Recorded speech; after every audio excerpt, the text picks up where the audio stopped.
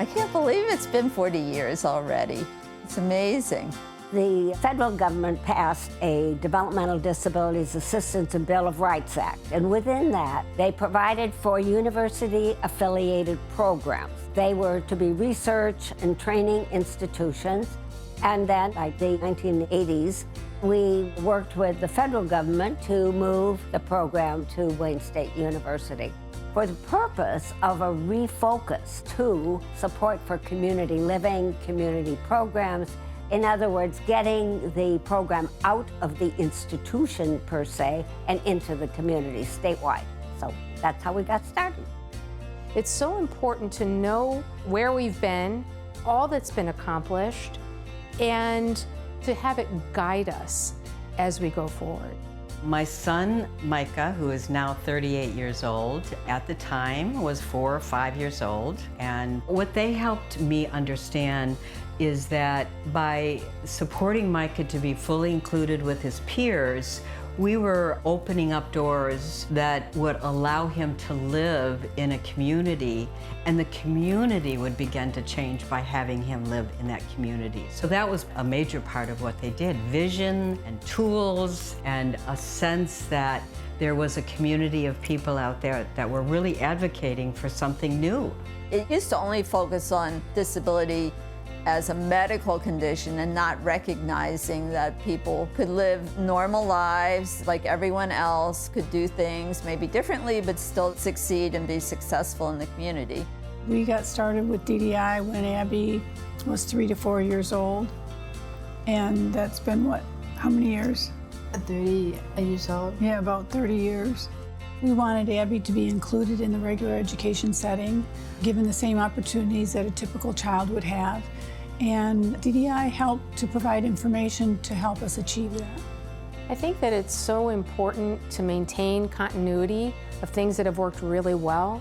So one example is the possibilities videos. When I stepped into my role, I knew that's something that I wanted to continue. So we added to that body of videos by doing a video on Alex Kimmel, the self-determinator. And the more that we build on the things that work, I think the more successful we're going to be. They hit a chord, and people really said they would go to an IEP meeting and say, I don't want to tell you what I want, I just want to show you. And they used the videos, and so I think it was one of the best accomplishments we had. When I started my career, professionals would have meetings about an individual and not include them. And they would talk about things like, well, I think so-and-so needs to lose weight, or they may need to stop smoking. And now today, it's person-centered planning is person-directed. It means putting the person at the center of their life, just the way you would want to be included, or I would want to be included in that planning process. And then self-determination is teaching people about goal setting and how to follow their dream and live a life that they want to, and not a life that like a social worker wants them to have. Anyone with a disability should be included in the conversations in society as a full member of that society. And that's where MI-DDI comes in.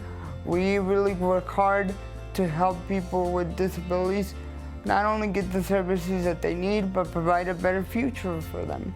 A lot of folks will still say, oh, you're the best kept secret in Michigan. Well, that's something we don't want to be. We don't want to be a secret. So that's something I know our director, Sharon, and all of our staff, we worked really hard at to get our name out there. So I would say our biggest success has been being able to reach more people over the last 40 years. Something I'm proud that we got to be a part of was helping to close the last state institution in Michigan. Segregating, isolating people is not a way for our community to thrive or live wisely. It just breaks my heart. And so when we transitioned folks from that last state institution, that was huge. Currently, I'm most pleased with the Michigan Lend program. That is an interdisciplinary leadership training in neurodevelopmental disabilities. It's an opportunity for professionals who are going to be working with families with disabilities to learn about ways to support families and also to support their own growth. Included in our training are various healthcare disciplines, medicine, nursing, OT, PT, audiology, social work, you name it. We also have family members that are included, and then we also have self-advocates that are part of that cohort. DDI has a bright future in the whole AICC arena. Barb Valier is involved with MI-DDI in several ways. One, she is very engaged and active and very important member of our Community Advisory Council. And what we hear from our healthcare professional trainees is how much they value hearing directly from Barb. Wayne State's been super supportive. It's such a nice home, and it's nice being in the city of Detroit. And emanating out from Detroit to the rest of the state has always been kind of a badge of honor. I think a huge challenge is being sure that we're keeping moving forward. And the best way to do that is to keep people with disabilities in the community. Going forward, I hope disability is more integral when we look at diversity of our community, that disability is seen as another feature that makes our communities and our state bright, not something that is another element of our community. 40 years has passed quite quickly, I must say. I can't believe it's been 40 years. Until it was mentioned to me earlier this year, I had no idea that it was 40 years already. It's really a moment to pause and reflect and celebrate on all the wonderful work that has gotten us to where we are today.